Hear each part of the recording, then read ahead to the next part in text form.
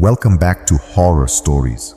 Today we'll continue with the next chapter of the story, The Static That Remains. Be sure to hit the subscribe button and like the video so you don't miss any uploads from the channel. Thanks everyone. Part 3. The Crescendo of Souls. Elara moved with the cold, deliberate precision of a bomb disposal expert. She carefully packed the cylinder labeled Das Vegan-Lied into a foam-lined case. She transferred the digital audio file onto a military-grade encrypted thumb drive, which she hung on a lanyard around her neck. The laptop and client's journal went into her backpack. She was leaving nothing behind. The house for now had been demoted from a haunted prison to a sterile, silent crime scene.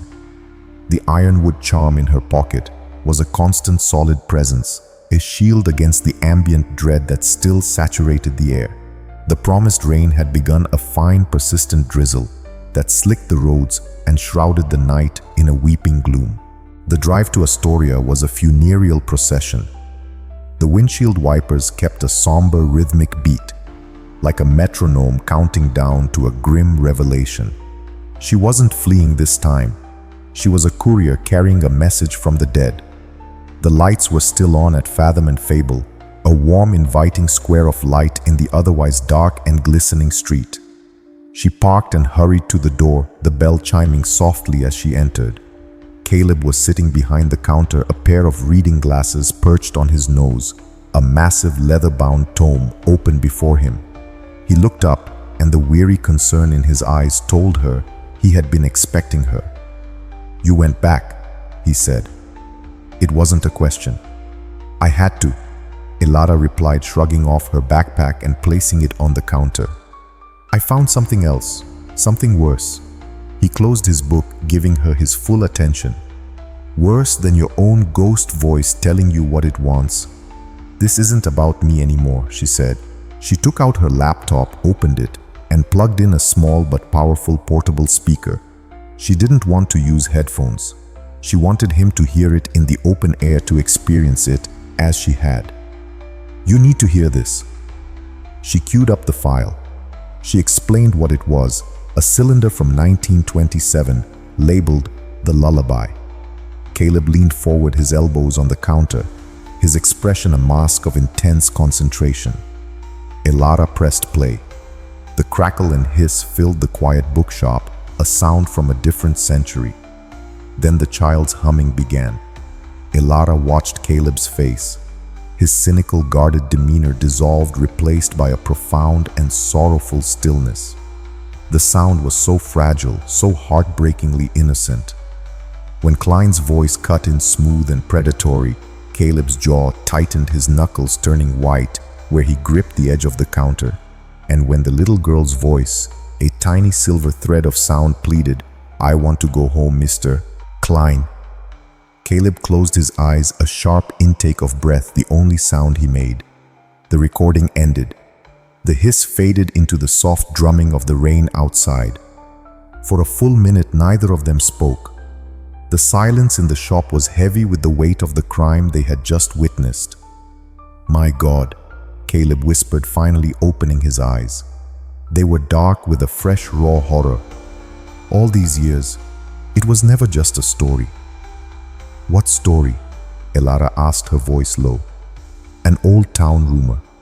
A ghost story my grandmother used to tell me to keep me from wandering in the woods near the coast," he said, his voice distant. "She said a girl from the poor side of town vanished back in the 20s. A little Irish girl whose parents worked at the cannery. The family left town not long after broken. No one ever found her. It was just forgotten, written off. Another tragedy swallowed by the sea." He looked at the laptop as if it were a venomous snake. To hear her voice, after all this time. As he spoke, the old fluorescent light fixture above the counter began to flicker erratically. A cheap transistor radio sitting on a nearby shelf, previously silent, crackled to life, emitting a burst of harsh static that made them both jump. Elara stared at the radio. What was that? Caleb's eyes darted around the shop, a new tension in his posture. "It knows," he said, his voice a low growl. "We're talking about it. We're listening to its secrets. It's bleeding through. Its influence isn't entirely contained by the house anymore." He walked over and unplugged the radio, the static cutting off abruptly. The light fixture buzzed once more, then settled into a steady hum.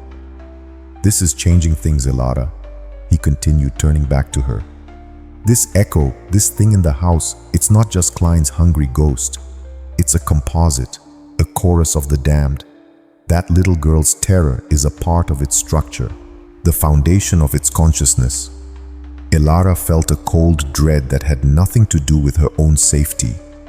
"How many more are there?" she whispered, gesturing to her backpack, which held the journal and the list of other cylinders. "I don't know," Caleb admitted, "but we've uncovered its original sin, and I don't think it's going to stay quiet about it." He began to pace the narrow aisle between bookshelves, agitated. "This is beyond just protecting you now. That girl deserves a name. She deserves to be found." He stopped and looked at her, his eyes blazing with a new intensity. "This has happened before, you know. Not in the 20s, but more recently. 1985. A teenage girl named Sarah Rourke vanished without a trace. Her car was found abandoned on the coast road, not half a mile from the kiln." Elara's mind raced, connecting the disparate points of data. A historic crime, a modern cold case, a single blighted location linking them both. "You think it's connected?" "Astoria is a small town," Caleb said grimly. "But it has a long memory for sorrow. The kiln has been a source of bad luck and dark whispers for 100 years. It's not a coincidence. It's a pattern." The weight of their discovery settled upon them. They were two people in a dusty bookstore holding the only evidence of a century-old murder, pitted against a supernatural entity that was growing stronger and a modern cold case that the law had failed to solve. The task was monumental, impossible. "So what do we do?" Elara asked, the question hanging in the air. "We can't go to the police with this." "No," Caleb agreed. "We can't go to them with the ghost. But maybe we can lead them to the body." He looked at her, a grim plan forming in his eyes. "You have the tools to listen to the past, Elara. We need to go back to that house. We need to listen to every last one of Klein's recordings. We need to find out who that little girl was and where he put her. We give her a voice, we give her a name, and we give Sheriff Brody something he can't ignore: a body." The thought of going back into that house, of deliberately plunging her hands into its archive of trauma, was terrifying. But the thought of leaving that little girl's voice to fade back into the hiss of a forgotten history was unbearable. "Okay," Elara said, her voice steady. "Okay, let's go dig up some ghosts." Their return to the kiln was a silent, grim procession under the weeping sky. This time Elara was not alone. Caleb carried a heavy canvas bag that clinked softly with each step, and his presence transformed the atmosphere from one of solitary terror to one of tense, shared purpose. He moved with a calm deliberateness that was a balm to Elara's frayed nerves. Inside, the house was still holding its breath. The oppressive silence she'd felt before was still absent, the ironwood charm in her pocket acting as a personal acoustic dampener against the frequency of fear. "Right," Caleb said, dropping his bag on the floor of the main room. "First things first, we establish a perimeter." He unpacked his bag. It was not filled with the arcane mystical objects Elara might have imagined. It was practical, almost mundane. There was a large bag of coarse sea salt, a canister of fine black iron filings, and 4 small heavy railroad spikes rusted from a century of Oregon rain. "Old rules are the best rules," he explained as he began to pour a thick, unbroken line of salt across the threshold of the front door. "Some things don't like crossing salt. It abrades them, spiritually speaking, drains their energy." He then moved to Elara's workstation, a circle of sensitive electronics in the center of the cavernous room. He walked around it, sprinkling a fine mixture of the salt and iron filings in a perfect, unbroken circle, about 10 feet in diameter. Finally, he took the 4 railroad spikes and hammered one into the floor at each cardinal point, just outside the circle. The percussive bang bang bang of the hammer was a shocking, violent sound in the dead quiet, a defiant declaration of their intent. "Iron grounds them, disrupts their energy field," he said, wiping his hands. "This won't keep it out of the house, but it should create a zone of static right here. Give you a clean space to work without it whispering over your shoulder." Elara watched a skeptical analyst warring with the terrified woman who had heard her own voice call her name. But as Caleb finished, she had to admit the space inside the circle felt different, calmer, safer. It was a small island of sanity in an ocean of malevolence. With their sanctuary established, the grim work began. They were a strange, focused team. Elara, the technician, meticulously handled the delicate cylinders and the complex digitization process.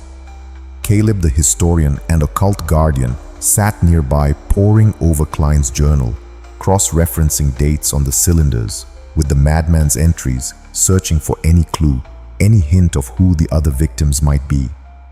The next few hours were a descent into an auditory hell. They listened to the final fading moments of forgotten lives, the weak, fluttering breath of an old fisherman dying of pneumonia, the sharp, terrified cry of a woman in childbirth, followed by a chilling silence. Each recording was a tiny, perfect tragedy captured and catalogued by Klein, with the dispassionate curiosity of a lepidopterist pinning butterflies. The work was grueling. Even protected from the echo's direct influence, the sheer weight of the sorrow on the recordings was immense. Elara felt hollowed out, an empty vessel filled with the last vestiges of other people's pain.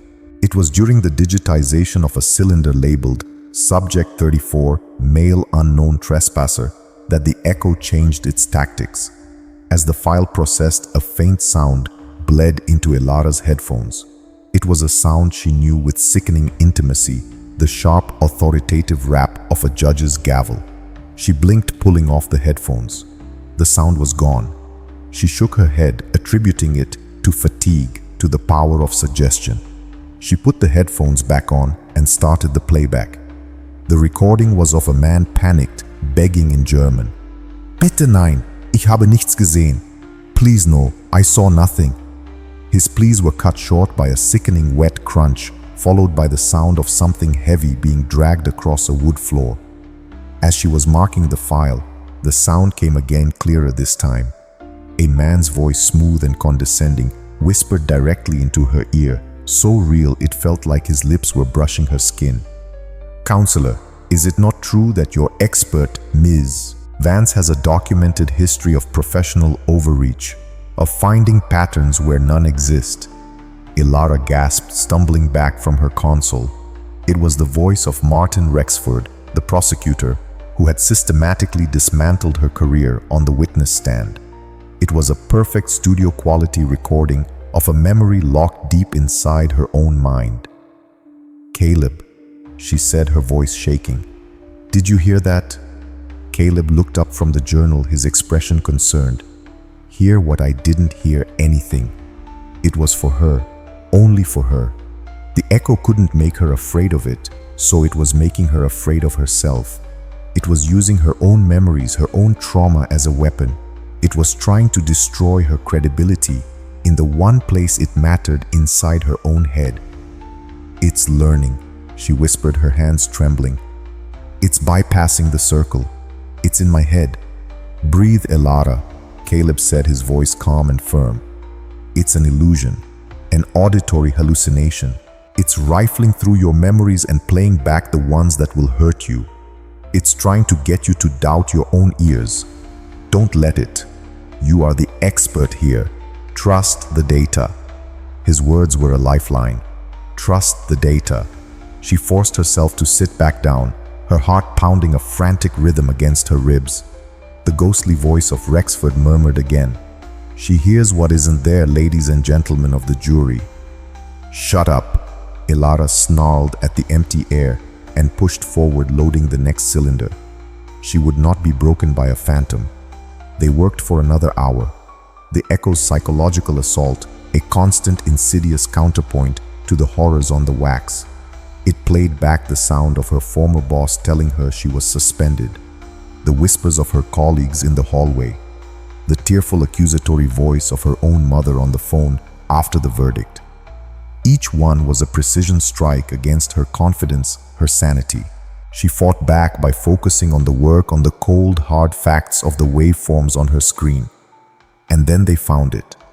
The cylinder was from the same week as Das Wiegenlied. It was unlabeled. It seemed like an afterthought. Elara almost passed it over, but Caleb insisted they listen to every fragment. The recording was poor quality, mostly hiss and static, but underneath it, they could hear Klein's voice not speaking to a victim, but muttering to himself, a rambling self-congratulatory monologue as he worked. The resonance of the child was exquisite, the tinny disembodied voice mused. A purity of terror I have not yet captured, but the vessel is a liability, a loose end.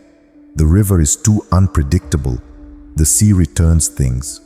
But the earth holds its secrets. There was a long pause filled with the sound of scraping of brick on stone. Yes, Klein's voice continued, a note of finality in his tone. There, a perfect repository, cold and silent. No one will ever disturb her. She will be the foundation of my great work, the heart of the house, forever silent, forever echoing, right beneath the kiln's cold ashes. Elara and Caleb stared at each other. The room was silent save for the hum of the electronics. The spectral voices of Elara's past had fallen away, as if stunned by the magnitude of the revelation. They had it. The proof, the location. Elara slowly took off her headphones, her hands steady now, her purpose clear and cold as ice. They knew where the little girl was. She was part of the house. She was its foundation. But as the triumph of their discovery settled in, the prosecutor's voice returned, no longer a whisper, but a clear, confident declaration that seemed to shake the very air in their protected circle. Objection, the echo sneered using Rexford's voice. The witness is unreliable. Elara didn't flinch. She met the challenge of the phantom voice head-on, her fear transmuting into a cold, hard rage. The echo had made a critical mistake. By using the voice of Martin Rexford, it hadn't just attacked her. It had reminded her of exactly who she was fighting against. Not just a hungry ghost, but the insidious whisper of doubt, the smug voice of authority that dismisses what it cannot understand. She had lost to that voice once. She would not lose again. The witness is reliable, she said, her voice cutting through the silence of the room, directed at the empty air and the listening entity. And she has the evidence. Caleb looked at her, a flicker of admiration in his eyes. They're getting desperate, he said, trying to make you your own enemy.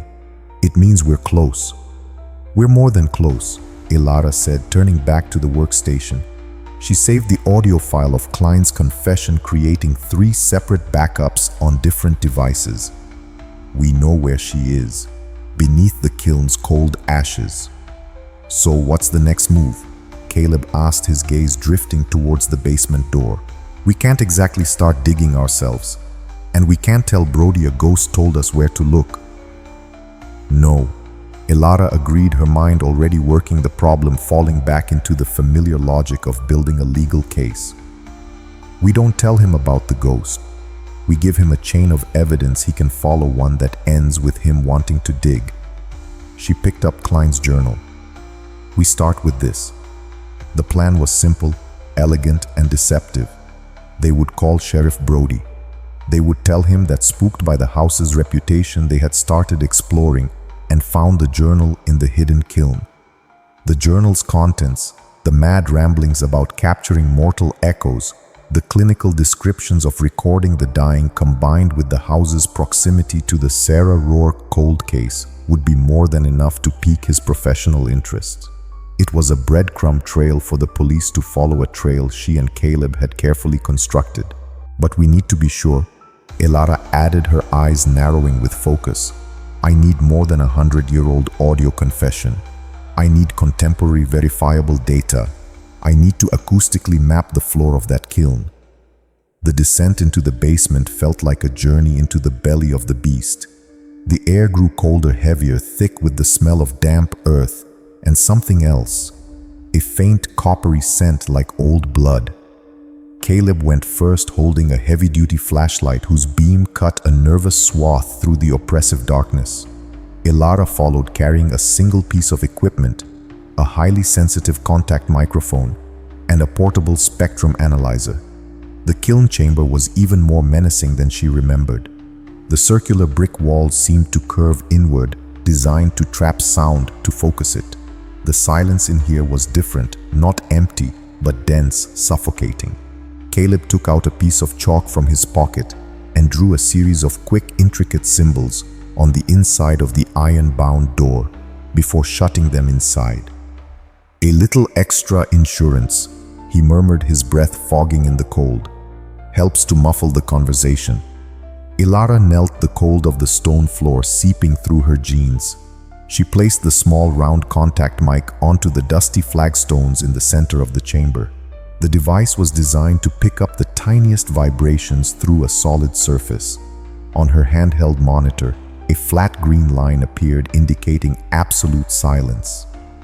"I'm going to run a low-frequency pulse sweep," she whispered, her voice sounding dead and flat in the acoustically inert space.